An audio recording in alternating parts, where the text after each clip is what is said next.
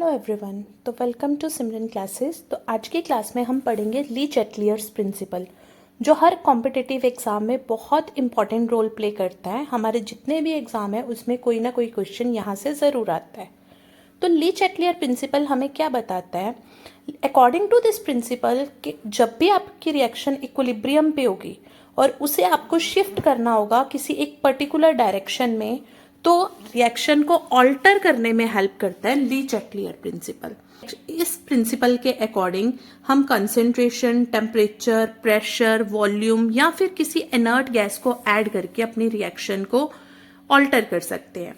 तो सबसे पहला रोल अगर एक सिंपल सी बात करें तो कैटलिस्ट। हम सबको पता है कि कैटलिस्ट हमारी रिएक्शन में इंपॉर्टेंट रोल प्ले करता है, ये रिएक्शन को बूस्ट अप करता है।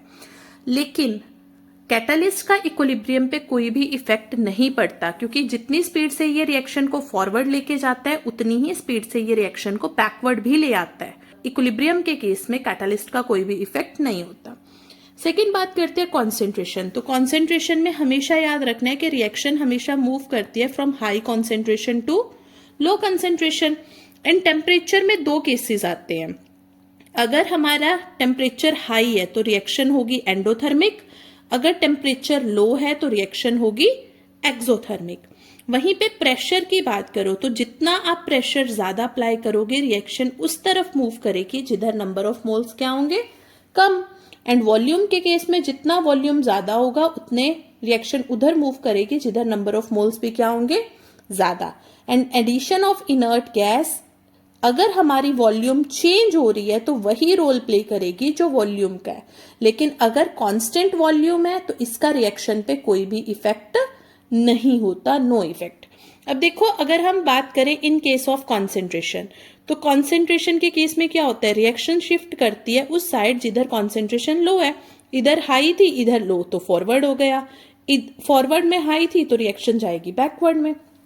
टेम्परेचर के केस में हमें कैसे पता चलेगा रिएक्शन एक्सो है या एंडो है?